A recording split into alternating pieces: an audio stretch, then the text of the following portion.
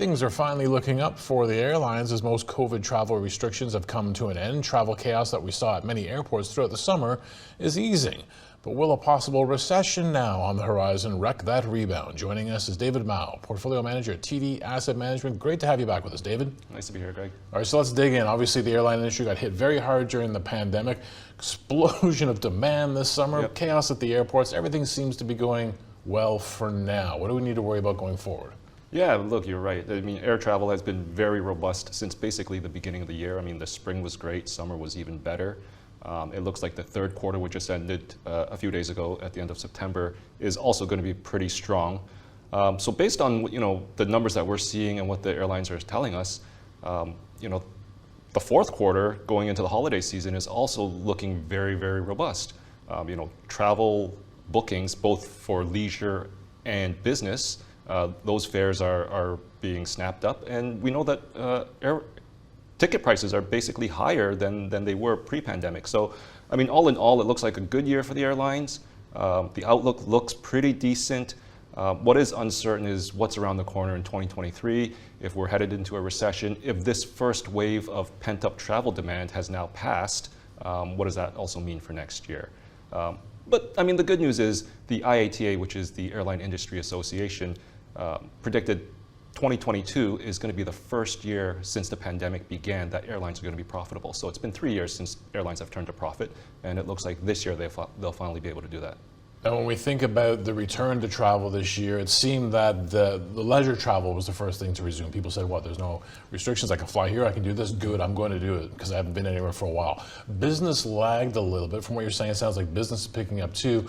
How did those two different sort of silos of whether you're traveling just for pleasure or business react to bad economic times? Do companies cut back pretty dramatically?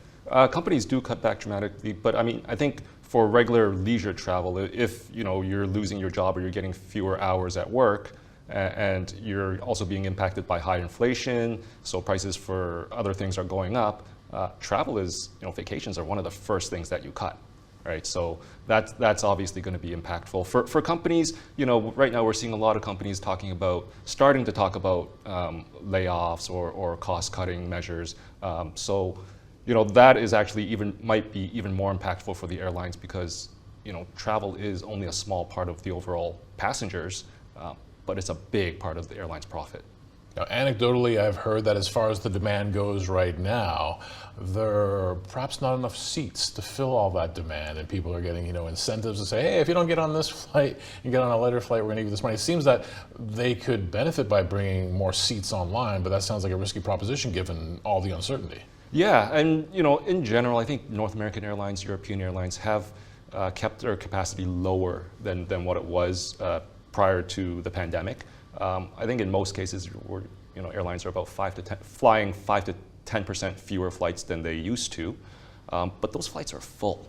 They're more than 100% full, right? So what you just mentioned, flights being oversold, and there's 300 seats available on a plane, the airline will sell 310 seats and hope 10 people don't show up. But what we're seeing is that all 310 people are showing up, and then there's going to be 10 unlucky people who paid for their flight and are not going to get to where they're supposed to go. So, as the airlines keep this capacity lower than what it normally was in the past, they're actually able to operate with fewer staff, right? And we all know that airlines are short on staff, both, in the planes and on the ground, right? A lot of the pilots that left over the last 2 or 3 years haven't come back to the industry. Some have retired, some have moved on to different careers, and it takes a really long time to train a new pilot. So there's a pilot shortage going on right now.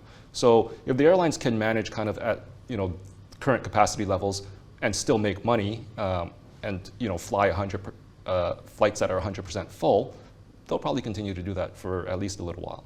Does that put them in a better position if we do end up in a recession? I only think that it's been pretty well telegraphed from the central banks what they're trying to achieve, and then it's been pretty well telegraphed from the people who, make economic predictions that they think that you can't avoid a recession if the Fed, our central bank, the others are really serious about bringing inflation down.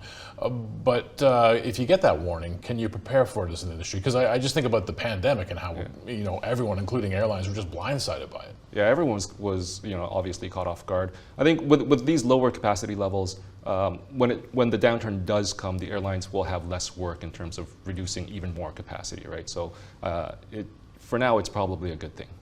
Fuel costs, obviously, in pre-pandemic times, if I was talking about the airlines, you'd always sort of be worried about. It's a huge expense for them.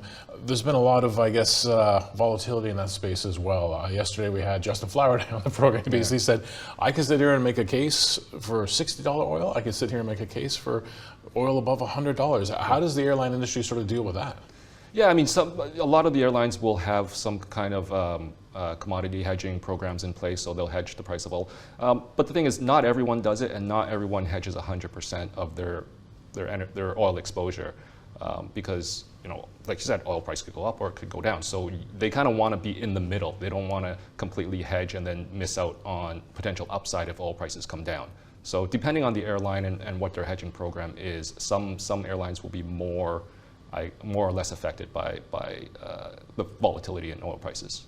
I understand you're on a trip to Europe recently, and obviously different geographies are going to feel different amounts of pain in a recession depending on, you know, what's happening geopolitically. Europe obviously has a pretty unique situation given the crisis in Ukraine. Yeah. I mean, you know, European companies face the same challenges that, you know, North American companies are facing right now: high inflation, higher prices, higher interest rates.